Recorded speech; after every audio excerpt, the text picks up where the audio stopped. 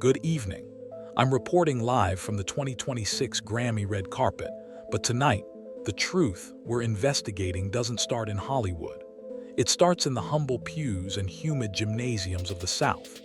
Before he was the 2025 American Idol champion, and before he was a Grammy nominee for Still Live, Roberts was a man defined by the quiet discipline of service. While many see the unpredictable magic of his 26 million vote victory, few know the untold story of the transition from Alabama and Mississippi classrooms to the global stage. We've decoded the journey of the new king of gospel pop to bring you the 10-point investigative breakdown of From Alabama Classrooms to Global Stages. The truth of Roberts' vocal power lies in his pulpit pedigree. Born in Meridian, Mississippi, his life was anchored by the faith of his grandfathers, one a bishop and the other a deacon. From the age of 2, was divinely guided into the church choir, where the sandpaper and silk of his voice first began to take shape. This wasn't just a hobby, it was his education.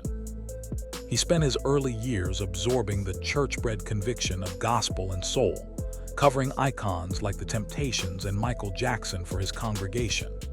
This foundation is what allowed him to later, any song he touched, infusing even the most modern pop tracks with a level of integrity and heart that only the church can produce.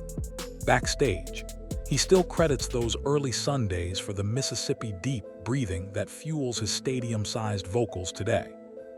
Before he was a national sensation, spent his days as Coach Roberts at elementary school. As a physical education teacher, he was a man of the whistle and the clipboard, shaping young minds with the same persistence he would later use to win Idol. His routine wasn't about fame, it was about service.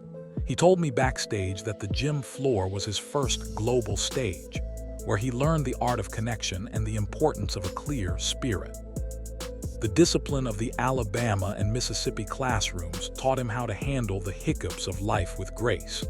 He wasn't just teaching kids how to run, he was teaching himself how to stand still amidst the noise.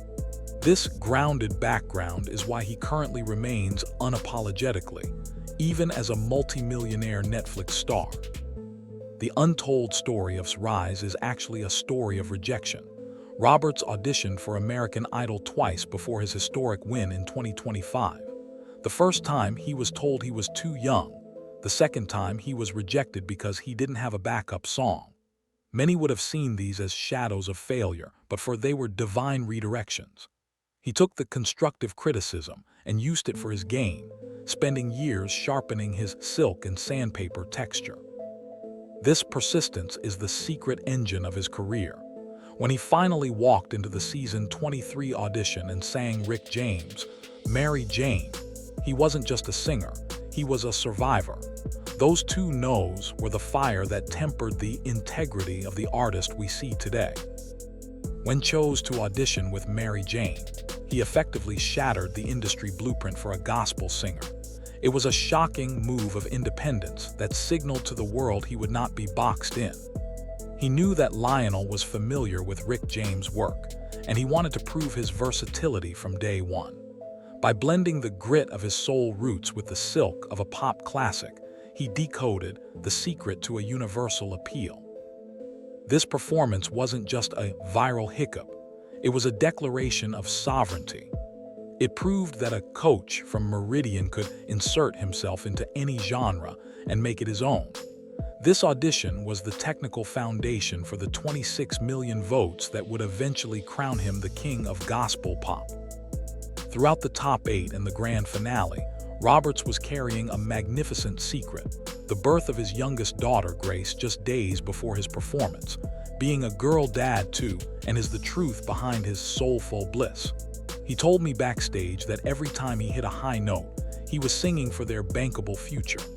He missed the birth of his daughter to stay in the competition, a cutthroat sacrifice that fueled his persistence.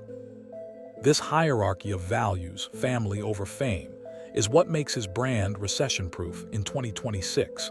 He isn't singing for the machine, he is singing for the 3 little girls who call him Daddy. This integrity is why he currently remains the most trusted voice in the gospel pop renaissance. One of the most unpredictable magic moments of his journey was his performance of Jelly Roll, Liar. The in-house mentor was so moved by his unfiltered delivery that he famously declared the song was no longer his own. Roberts took the gritty country track and it into a soulful anthem of resilience. This was the moment the Mississippi Peace met the Nashville Machine and emerged victorious. Jelly Roll later stated that sang it better than he could, a magnificent seal of approval from a fellow underdog.